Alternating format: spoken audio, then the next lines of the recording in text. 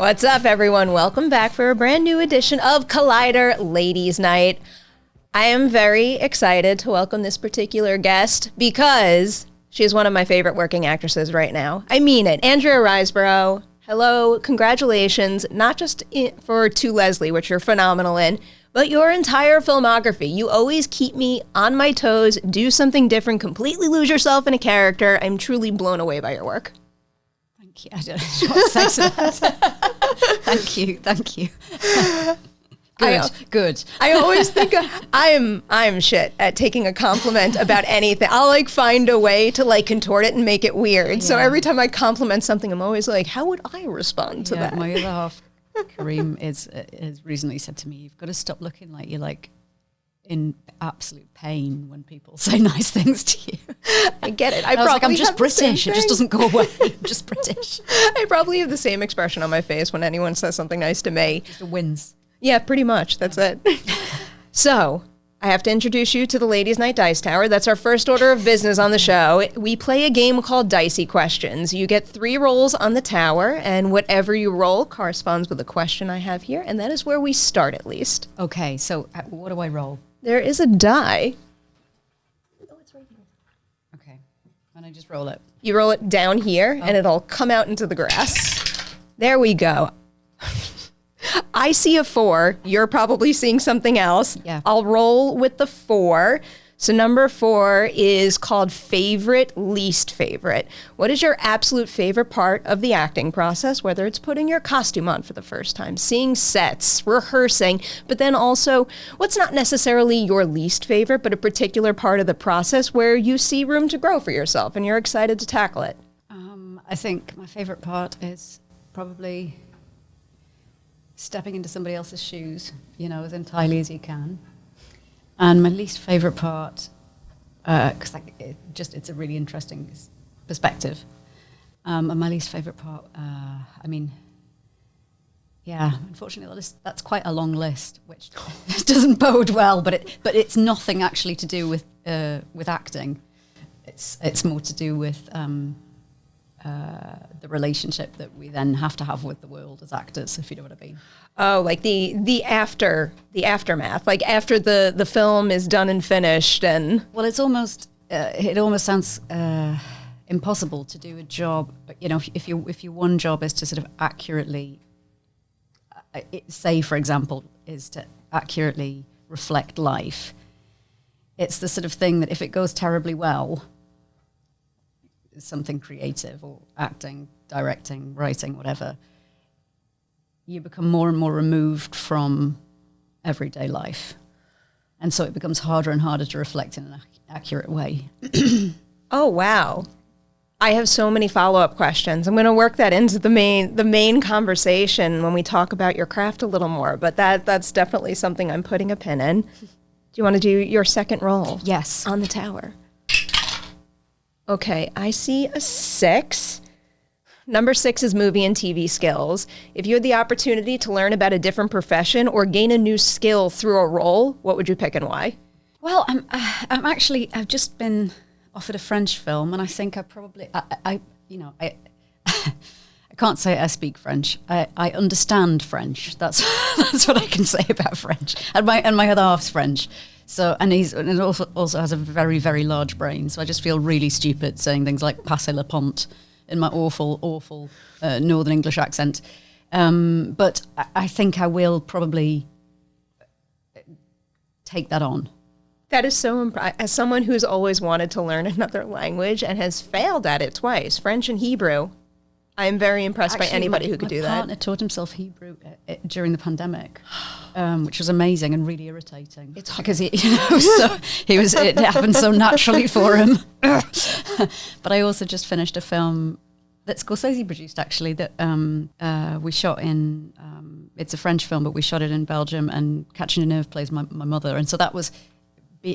I like working in French-speaking countries. I can understand what's going on. I understand a film set in French and stuff like that. So maybe the next step is to actually speak now that I've spent so much time around everybody speaking My French. problem has always been, as hard as I've worked to learn, then if you don't go out and use, it all goes away. Yes. Well, I also speak a bit of bad Cantonese, really, really bad restaurant Cantonese, because I used to work in a Pan-Asian restaurant in Newcastle, where I'm from. And I don't get to practice that much, which is quite frustrating. And it's getting less and less possible to practice Cantonese. And if I don't speak it like anything, you just sort of forget. It's horrible. I'm well aware of that feeling. Except for the Hebrew word that's tattooed on my foot, I have forgotten just about everything. Maybe you should get everything tattooed. I mean, I got a couple of nice memories tattooed. Not that I'd forget the other things, but that word maybe I would have forgotten. Osher, which means happiness. Oh, it's always a good thing to remind yourself of in any language. Yeah. God, yeah. That's great. All right, you got one more roll left on the tower. Okay. I see a 6, so I'm going to ask you what you see, so we don't repeat a question. I see a 6. Oh, you see the 6. All right, one more roll. I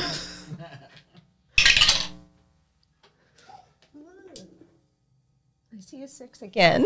Oh, for goodness sake. Isn't that the sign of the devil? Didn't we get 3 6s? No, but I think a little bit worrying, yeah, you're isn't right. it? We did do 3. Where is it? Oh, Is it? Okay, let's just, sorry, I'll get, somebody needs, we need an exorcism in here. I mean, that's my genre. That's a 4, we've already had a 4. Talk about repetitive. 6. Wait, but that's better. That broke the curse. 3. All right, my lucky number. We're good now. I'm actually happy I get to ask you this one. This is called Never Again. What is something you did for a role that now makes you say, I'm really glad that I tried that at one point, but I never want to do that again? I don't think anything. Anything. I don't think anything. That's very impressive. I wouldn't be honest if I said that there was something that I wouldn't do again. To spin that around a little, is there anything that you've done where going into it you're like, I don't really want to do this. I don't think this was a good idea, but then you experienced it and now it's something you've come to appreciate and maybe want to try again? No. Absolutely not. I've certainly had the feeling of going into something and thinking, this is a fucking dreadful idea, and then it turning out to be absolutely dreadful. Oh. But I've not had the experience of thinking, this is going to be awful, and God, look what came from that. No, I've not had that. I appreciate the honesty there. I'm sorry. I mean, but that's the great thing about getting older, isn't it? You start to look back and think, oh, maybe my compass isn't that broken. Maybe I do actually have some sort of internal directional navigation through life, that at least I can trust is works for me, sort of thing. That is a compass that I'm slowly coming to embrace more and more. All right, we have hit the meat of our conversation now. Every ladies' night interview begins here. What was the movie you saw, the performance you saw, personal experience you had that first made you say to yourself, I absolutely have to be an actor? Nothing ever. So there's never been a point in my life where I've thought I absolutely have to be an actor. I've been doing it since I was very, very young. Not professionally, but I've been doing it since I was very, very young. But I've been doing it all of my life pretty consistently. Took a few breaks. I took 2 years off after Birdman. And I took 2 years off somewhere around like 17 to 19. But since I was about 9, I've been doing theatre and anything I can. And then trained and then sort of started making a lot of film.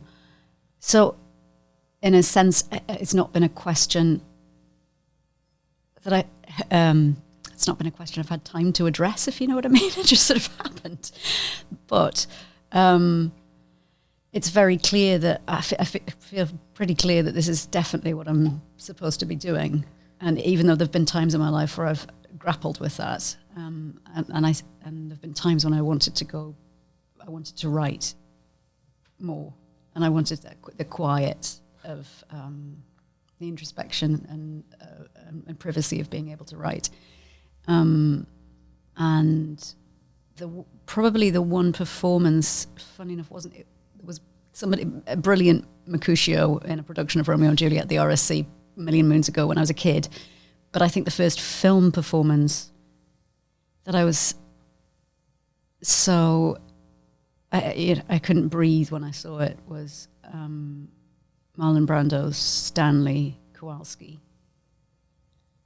that was such a meeting of two different worlds of artistry between Vivien Leigh and her sort of incredible performative, emotive style of acting, and Brando's ability to suck everything in the room toward him. And to see those two things coexisting and both being as utterly brilliant and effective in two totally different ways. But something about, I'm a huge Vivien Leigh fan, but something about Brando's ability in that particular role. I don't want to speak in the negative because that's not very productive. I don't want to say there's not a false note because that always is, you're talking about negative space. I think what it is it's just so true. That was something that spoke to me. And I'm a really crap liar, like crap, can't lie to save my life. It's maybe my only strength in my profession. I'm good at sort of, not little affectations, but I'm good at imagining someone's life and then imagining they may walk differently, that they're imagining that they're from literally a different walk of life. They have a different rhythm and pace and voice and, internally they're different than I am. It feels different to be them, but I'm very, very bad at lying. Crap. I'm right there with you. Yeah. I can't even do like an insignificant white lie. If someone point blank asked me what I thought about something, I would not be, even when I ask interview questions, I don't think I'm capable of asking a question that I don't genuinely want to know the answer to. Otherwise, I feel like I'm lying to myself by asking it. To me, when I hear that from you, that really reassures me. I think, I feel it makes me trust you, if you know what I mean. Just to be able to speak to you. And I think it's actually a great strength. It's just annoying sometimes when you go and, you want to support a friend or you see somebody do something or, you're desperately trying to be positive about something and your face is just quivering and I don't have a poker face at all. We had a colleague. Christians here, people know Christians in the room. Josh McCugo once pointed it out to me. He's like, when you don't want to respond to something you don't believe in, you make this face, and I have a gif of that face, and it's like, that's the face. The old eyebrows. I know now. Yeah. Here's something I love talking about, because everyone's path is different. Studying a craft like this in school is right for some people. It's not right for others. You went to one of the best programs. You went to RADA. Coming out of that, what is something you learned there that you still find yourself using today? But then on the other hand, what is something that all the schooling in the world, even in the best of the best program, never could have prepared you for when you hit your first set? Oh, yeah. There were lots of things that I learned that were brilliant, not least to avoid the boys' armpits after a movement class. But I'd say the openness was it sort of cracked me open. I've always been pretty, wear my heart on my sleeve, but it really, really cracked me open and not in a way that was detrimental. The openness is the thing the playfulness, the openness is the thing that I the most gained from it. And what was the second part of the question? Something that all the schooling in the world never could have prepared you for when you hit your first professional set. I was actually at RADA and I was filming my first few things, which was great that I got the opportunity to do that. And I remember the call sheets used to slide under the hotel room door. With a call sheet is something you get the night before you film. Tells you what you're going to do the next day. It's a pretty basic breakdown of what's going to happen the next day in scene order. And I just didn't have a fucking clue what I was reading. And I just remember looking at it thinking, I have no idea what we're shooting tomorrow. I was really, really trying. I mean, I don't know. Now looking back, I don't know how I had no idea what we're shooting tomorrow, but I didn't want to, I just wanted to make sure that in case I got it wrong, I was going to be prepared. So I learned every scene that night. I mean, I knew a few of them already, but I learned I prepared every single moment that night And then the next day, turned up to set, and then we were only shooting one very small part. But we got ahead, and we ended up shooting the whole thing.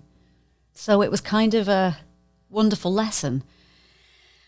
I just didn't know what the lines and the times meant, you know. And sometimes you look back to your education, you know, in whatever realm, and you think, couldn't they just told me the most basic, you know, what time to get up, or like what what it means, just the most basic stuff. We all have that, though, don't we? I ask this question a lot, especially to people first starting out, just because I feel like when you hit some of your first professional sets, it's a little scary to ask a question that you might think the person you're asking it to would deem silly. So is there any seemingly silly question that you wish more, maybe even you, when you were first starting out, more younger actors would actually have the nerve to ask about? I asked loads of silly questions, and it was dead helpful. Dead meaning very in northern England. And I think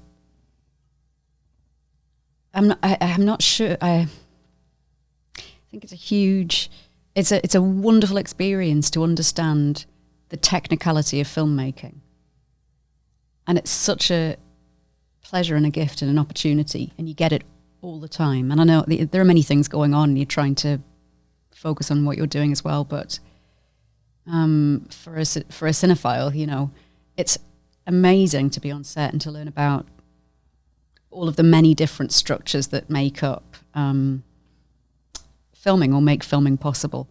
So to ask those questions, you know, stupid, what lens are you on? Where are we? Even sometimes you see, you know, you can work sometimes with older, brilliant theatre actors, and they don't know when the camera's on them. And that's kind of an amazing thing to see, because you're so aware that they have harnessed so much more than you could ever in your however many years compared to theirs. But it's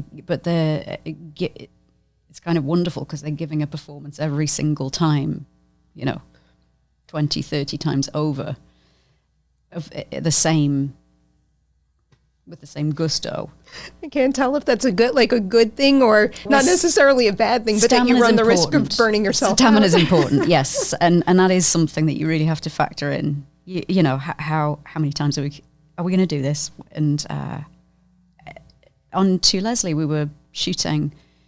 Michael was telling me the other day, and I actually didn't know this. Maybe I've blocked it out and just it's some sort of PTSD. But he said, Michael Morris, the director of To Leslie, was telling me the other day, sometimes we were doing 10 scenes in a day because we were shooting on film and we were shooting it in 19 days. So that was absolutely necessary that we did 10 scenes a day. And I think when you're going at that pace, you need to be you need to ask all of the stupid questions, the questions that seemingly you just feel like a total idiot asking, especially if you're a younger actor and you're not sure. Film, so often the protagonist is still a very young voice in many, many pieces, if you think about it. You know, somebody who's carrying the weight of a series or a play or a film on their shoulders solely, and has maybe been in front of a camera 2 or 3 times. It's a huge responsibility. So if you're in that position, just ask all the questions. Bringing up To Leslie, but kind of looking at some of your earlier credits, I watch a film like that, and I watch a lot of your work, and you always feel like you jump into things with no fear. You jump into projects that literally demand you go to an 11 with your craft from start to finish, and I find that so wildly impressive. But it does make me wonder, is there any particular point you remember recognizing that I can flex like my acting muscles to such an extent where even though that might seem extreme, like back in the day before you had started rolling in all these credits, but then you had that experience and you're like, wow, I could really get to that point whenever I want.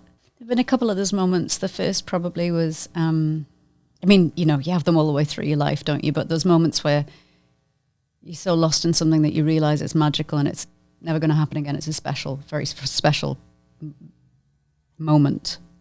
One of them earlier on was playing Miss Julie at the RSC in the Peter Hall Company, and Isabella in Measure for Measure, both of those roles sort of at the same time. And then another was recently on a film called Please Baby Please, which I was mentioning earlier, which is a film directed by Amanda Kramer, who I think is a very strong voice coming through in film. And I played a character called Suze, who sort of slowly turns into Marlon Brando, really. It's set in the 50s. It's written in this lyrical, poetic, beautiful way. It's like a West Side Story without songs. It's incredibly camp. It's that character Suze was the transition from female to not being defined at all by gender was funny and ferocious and wild and untethered, and she's a really untethered beast. And there were moments in that where, after the fact, because if it happens during, as I was saying earlier, if it happens in the middle of a performance where you have that moment where you think this is going terribly well, you know it's the worst thing you've ever done. So after the fact, after having had played those scenes, that feeling of coming out of it and looking back and thinking, oh, we all went there. That's kind of amazing. We all went there.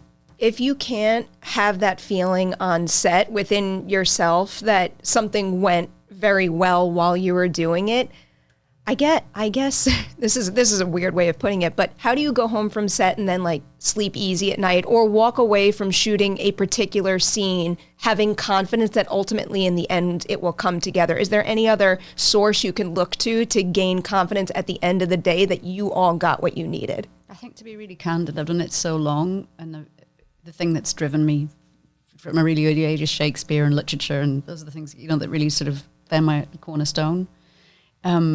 I've done it for so long that I realised recently, I think, probably how I process my feelings. So in a way, it's like a cathartic thing that becomes habitual, I think. And for a while, I fought against that and thought maybe that was wrong and I shouldn't be doing that, and that's no way to live, and told myself all sorts of things. And actually, I've really come to accept it's just a part of who I am and how I sort of interact with the world. It's a very weird. I mean, if I was trapped on a desert, if we were all got stuck on a desert island, if we all got on a plane now, and I'd have to do monologues on my own at one side of the desert island, it'd be really torturous for the rest of you, wouldn't it? But I'd probably have to do it. I don't know what I would do, but just the immersive and both immersive and cathartic experience of an escapism of being in somebody else's psychology for a while. It's just a very familiar place. Does that make sense? It does. I literally had someone explain one question that I used to ask a lot is, when you're tackling a really challenging scene, is there a past challenging scene you could look back on and say to yourself, like, if I did that, I can do anything? And someone recently was like, it's not a particular scene. It's like a feeling you keep chasing, that complete loss of yourself into another world. And you could always know when you're jumping into another project, whether it's super challenging or not, you're always reaching for that same kind of feeling, and maybe it's that somewhat that kind of catharsis you're talking about. I did used to feel that. I did used to feel that a lot in my 20s and my late 20s. I used to definitely feel like get to that sweet spot, whatever the sweet spot is. And now it's something different for me. Now it's I have no fucking idea what's going to happen. Sounds exciting. I mean, I guess. Yeah. And that definitely, I would say, for me at this age, that's a lot more fulfilling. I'll squeeze in a couple of bigger, broader career questions before getting to a couple of specific titles here. Of all of your earliest credits, which would you say helped shape your goals in terms of the types of projects you wanted to take on, both in terms of the stories you wanted to tell, but also the kind of on-set environments you wanted to work in? My 2.5-minute stint in Happy Go Lucky, the Mike Leigh film. I love that movie. For which we were rehearsing, for 6 or 7 months. I think it was that long.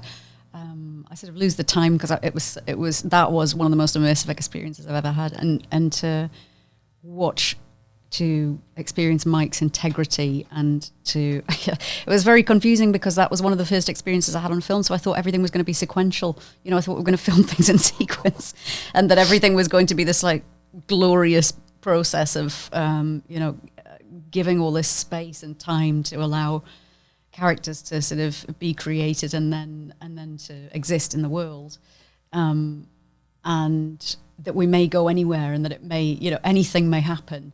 And that was just the greatest, most freeing way to step into film. My actual first scene was with Peter O'Toole. Just for a second, I had to come in and cry and then fuck off. And it was a Roger Michelle film. Oh. And that was a very different thing because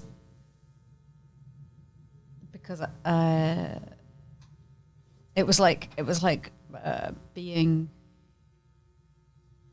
well, talk about jumping in the deep end, I suppose. You know, with your first job, just come in and cry in front of Peter O'Toole and then fuck off. I can't explain it, but it was like looking at greatness and just not having any choice but to do your job, which I think probably we all experience in every industry in the world. When you see something that you admire, or you're just faced with the epitome of something, and you just have to jump. You know, you just have to do it. It's literally every day at the type of work I do where I get to talk to people that I admire and I'm in total awe of what they're able to do that I can't fully compute. And it literally feels like I could be super socially awkward outside of this situation, but then the second I sit down and I'm talking to that person, it's just like, go. Yeah. And something changes. What an amazing thing that you get to do that every day. I can't get over it for the life of me. I can't get over it. For some reason, this came into my mind as you were explaining some of that. But the last time we spoke for To Leslie, when it was premiering at South by Southwest, I asked you if there was anything that scared you when you jump into a role, because it feels like you're a fearless performer. And you said, what scares me is doing something that's crap. I respect that so much.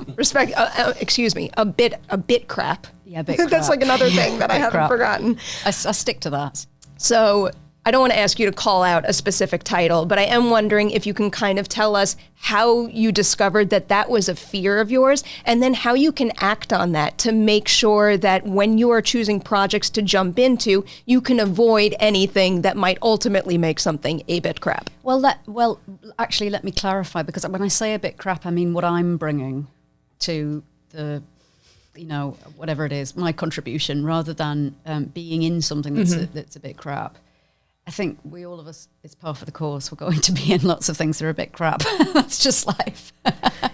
But I mean, you do your very best not to. But and also, you can be in something that's incredibly well intentioned at the beginning, and it just doesn't manifest. You know, it doesn't evolve in the way that you think it's going to. And with the best intentions from everybody in the hardest work, for whatever reason, it doesn't work. And there's that kind of kismet that you can't really control. But like, when I say a bit crap, I mean what I'm bringing is a bit crap. And I suppose that would be, I mean, I would never leave a scene I try, if we can, not to leave a scene feeling bereft, you know, having known that something wasn't explored, or, you know, just knowing that there was it's difficult to even articulate it, but you know when you haven't quite been somewhere. So I try not to leave a scene in that position, or any, you know, character in that way, as we all do with all projects, right? You know, whether you're writing a piece or whatever it is, you want to fully make it. You want to make it whole. That's it. That's probably maybe a good way to express it. If it doesn't feel like a whole thing or a whole experience, it can be very unsatiating, if that's a word. /satiating. And that's the bit that's what I mean by a bit crap, I guess. I get that idea of making something whole. I think about this a lot when Like I'm trying to get out of the habit of calling anything a small role, but sometimes I just can't find the words to explain anything otherwise where it comes across clearly. But I feel like the idea of making any role, no matter the size of it in a film or show, feel whole to you will make it feel whole to the audience, even if something wasn't written on the page to begin with. In every way. And I mean that's the great difficulty with you know, it's a strange job that actors have, because a lot of actors have that. Actors in my position are getting the great fortune to be able to carry a film or to constantly be in the narrative of, you know, whatever they're doing, and then some actors come in as day players, and they come in and out. It's really, really difficult to get in that rhythm and to be so immersed and to create a whole person, a fleeting character in a second. And you can see where that works and doesn't work always, I think, in cinema and television. I was just talking to someone about background performers too. Yeah. That's absolutely, there should also be an award for a background performer, because if someone isn't giving exactly what they need, even though they're not front and center with a giant monologue, it could potentially ruin the scene. That is important in making a scene feel whole. And some of the biggest budget cinema opens with many, many supporting artists, you know, close up in the frame. So there's a lot, there's a lot, right? There's a huge amount of responsibility on everyone. One more big, broad question that I ask this a lot, and I'm especially excited to ask it to you because you've worked with so many people that I really admire. Of all the actors you've ever worked with, whose process is most similar to yours, where the second you hit set, you two were immediately in sync? But then on the other hand, who's someone with a different approach to the work that challenged you to adapt and maybe try something new and for the better?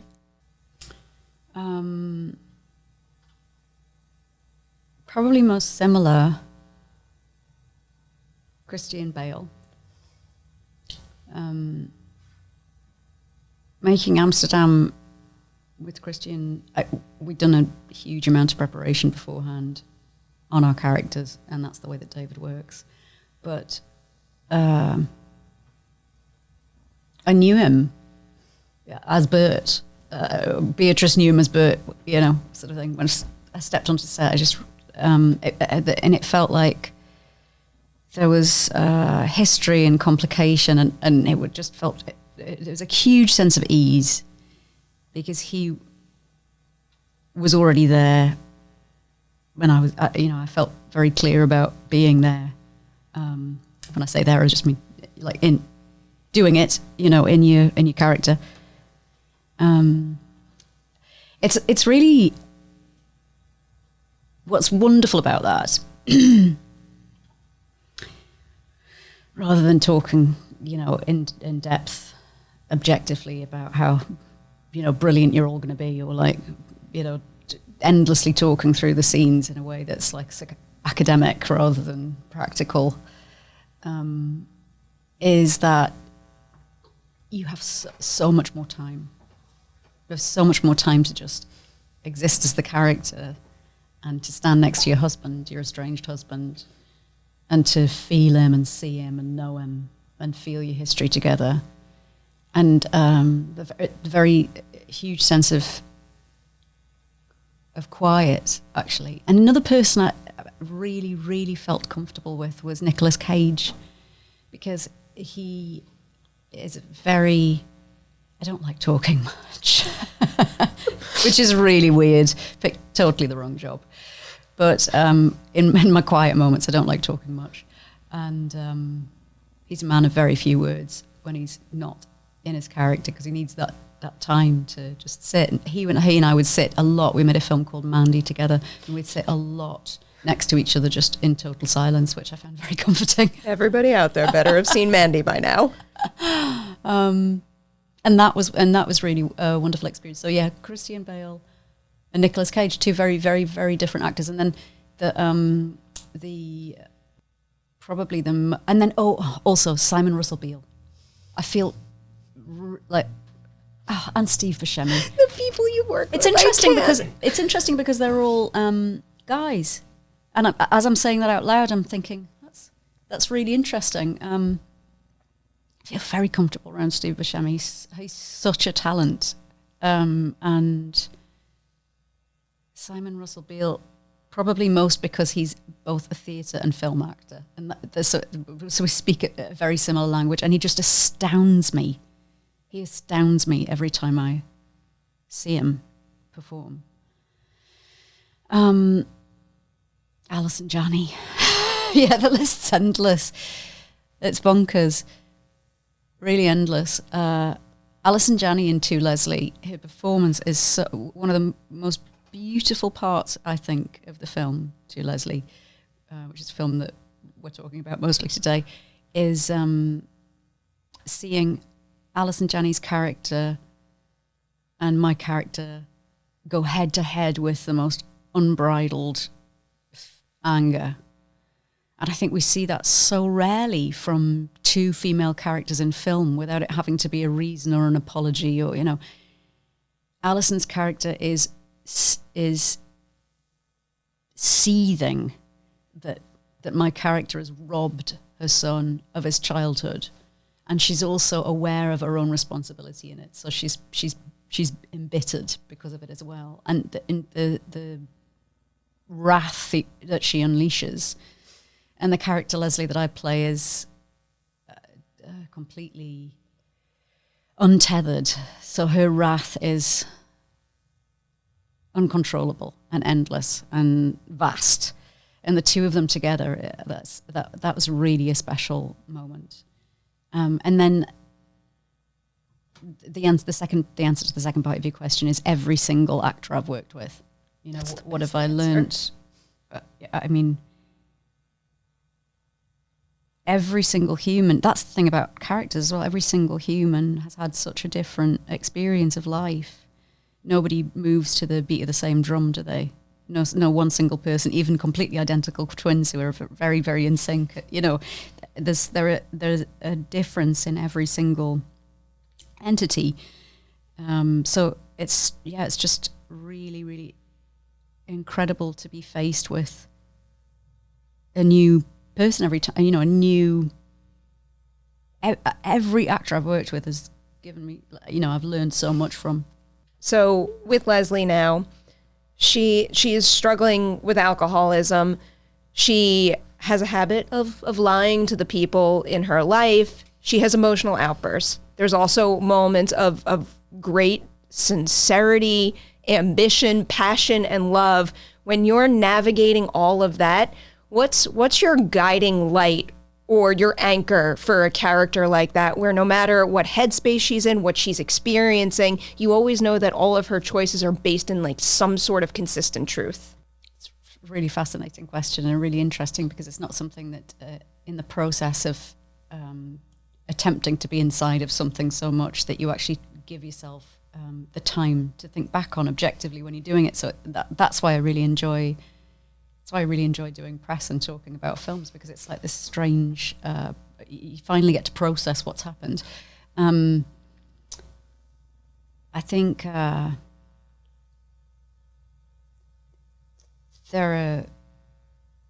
an emptiness inside of Leslie that can't be filled, that can't be satiated. There's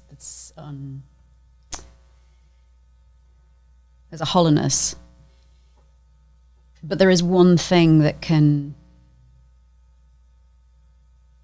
drive that. There's one thing that can sort of occupy that hole, and it's this love that she has for her son.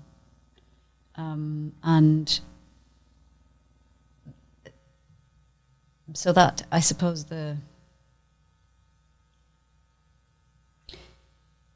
those two places, hopelessness and really hopefulness, those two places are the spaces that, where she spends most of her time internally. And it's quite a massive pendulum swing, of course, because when you don't have a community or support, or you've pushed everybody away and you're trapped in the, a shame cycle where you're hurting the people you love, and then in order to numb the pain of having hurt them, you're drinking more, and it just goes on and on. you find yourself internally in a place of total extremes all the time, rather than having any sense of consistency. Also, the way Leslie looks at the world with a sort of vicious resentment, and it's quite a difficult place to be in for such a long time, if you know what I mean, psychologically. We shot this just before Christmas, in a short time, as I said, and we shot it on film, so there were like lots of different not constraints, freedoms, challenges, opportunities that we had. It made everything very, very immediate that we shot it so quickly, because every last person, every creative person involved in the film, every time we had a take, and we didn't have a lot of film to be wasting, were absolutely ready at all times to be tuned in to Leslie. And from the very first day, we did two incredibly. She was pretty ferocious on the first. Like the two scenes we did on the first day were pretty ferocious. There was a lot of shouting and throwing things about and all sorts of stuff. Very early on, the whole company, we as a company, realised what we were dealing with, including me, because I have no idea what, until we start. I'm not going around to Michael Morris's house and screaming in front of his kids, traumatizing everyone. You don't really know until you're in that very, very moment what's going to happen. And a lot of what happens into Leslie isn't scripted as well, especially her outbursts. So from that very first day, everybody, I think, became, not just me internally, but everybody became familiar with what capturing Leslie was in this film. Like, we all knew when we were in the right place, if you know what I mean. With that in mind, in a film where you have one challenging scene after the next and you're filming it that way, going into production, which scene did you kind of circle in red and say, I think that's going to be the most challenging one for me? And then ultimately, which one did indeed wind up being the most challenging? Was it that, or did something else catch you by surprise during the production process? I never do that. Like the work that I do is like more the, knowing this person, knowing the streets that she walked, the school that she attended, the things that she loves, and then when you get there, there's this landscape that you go through narratively, and you have an idea of that, and you have a very specific idea about the words, and I have a great deal of respect for the words, and our writer Ryan based this on his own life in many ways. But I think maybe to circle something in advance might be probably the worst thing that I could do. I don't know. I said this before, but I once said when I was first working with Mike Leigh, this is why it was one of the reasons it was such a formative experience, this and many, many other pearls of incredible wisdom. But I said to him, oh, I see, so I don't need to know that about something. And he said, no, you need not to know that. And so in the same way, I suppose I need not to know what's going to take us all aback. And that's an exciting environment to work in. It's not the most, Leslie's not the most stable character to be around for 3 or 4 weeks. And you could definitely feel, everybody, I feel like everybody who made this film has had a Leslie in their life, or has orbited one, or felt like they hold characteristics of Leslie and identify with her in many ways, or both, or have had both experiences. And it was clear when we finished that film that it had been like a marathon for us all. Because to be around her, as you can imagine, and not just the amount of times we see her having an outburst, but over and over and over and over again, because on a film set, you're seeing it way more times than that. Although, to be fair, on this film, a lot of the film is the first or second take, because of the amount of the time constraints and because the amount of film we could afford. But it was clear that when we came out of the experience, that every single person on the film had been on a journey. Had come out at a different place than they came in, which is true of every piece, but it was particularly true of this piece. A marathon, well worth running. It is a very special film, and one that had an Independent Spirit Award nomination waiting for you at the finish line. And in my personal opinion, at least, it should be that and more, and I deeply believe that. I'm also a big cheeseball when it comes to award season. I love prognostication and that stuff. I just have fun with it, but I just love the fact that award season celebrates like a whole wide variety of things. It could be something deeply personal to you, dependent on, you know, where you're at in your career. It could mean something depending on the subject matter of the film. It could be getting recognition for something that ultimately changes the industry for the better going forward. So what does the award season recognition that To Leslie is getting right now mean to you? I mean, it's incredible. I think you and I were talking about this earlier, but I was promoting 4 films this year, 2 of which had huge platforms behind them and a lot of muscle. This is not one of those films. We've done a lot of legwork ourselves to share the film with the world.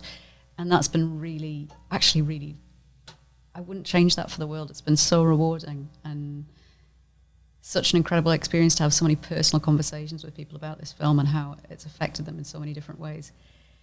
So the fact that I think that the real win for the film is that the nomination brings it to more people. It feels wonderful in every way, you know, for it to be recognized, for the performance to be recognized. For Ryan, who really wrote this film as a love song to his own mother, who sadly is no longer with us, and gave her in this film what she couldn't really have in life. Not in a saccharine way and not in a sensational way. It's amazing. It gives you faith. It gives you faith that, you know, of those 4 films, this performance in this film that had really very little financial backing behind it and all of the rest of it and still doesn't, is being recognized in that way. It gives you hope in good things. It really does. Yeah. I'll steal Christian's words when he described her situation as rock bottom. I feel like even when she does hit rock bottom, the movie always reminds you that there's hope. And for anyone out there, no matter what their personal situation is, if they feel like they've hit rock bottom, but they've seen that even in the darkest of days, there can be hope in whatever avenue they could pursue. I really do think that this could make a very good impression and maybe change something for somebody who's struggling out there. So I think so too, and I think it may just shift the perspective from a reckoning being a finality, some sort of sad finality, to a reckoning being a huge opportunity. You know, the beginning of your life, really. The reckoning is the beginning of the next chapter.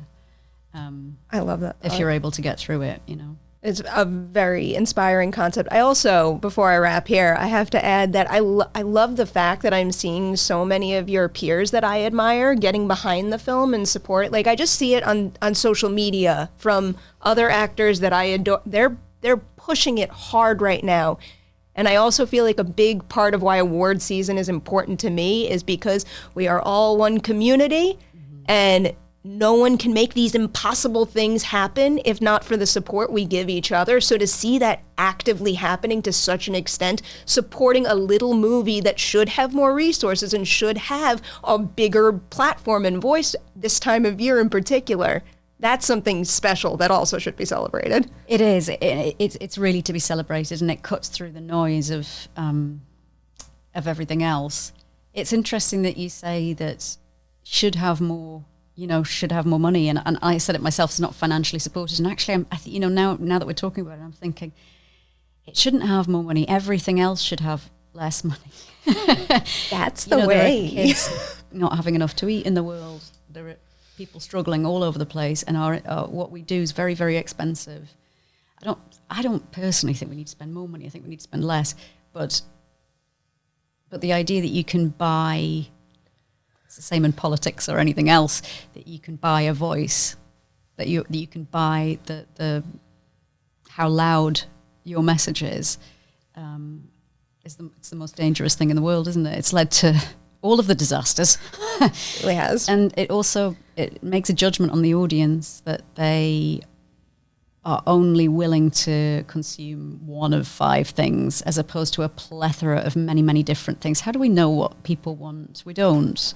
And it's important to just offer everything up in a much less pushy way so that films like this get through.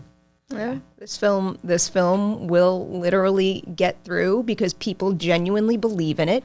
And because it's exceptional, and for no other reason. And those are probably the 2 most important things to have backing accolades like this. Andrea, I could have kept you here for hours and hours. I can't believe how few titles I've hit that I want. Matilda the musical. Everybody watch Matilda the musical. It's so much fun watching you have fun in a role like that. Yeah. I've seen a lot of between this and Possessor. I'm like, have fun. I like it. Congratulations. I mean it from the bottom of my heart. To Leslie is a special film, and you are a special voice in this industry. I will never stop keeping you at the top of my list saying I need to see everything she's in. I mean it.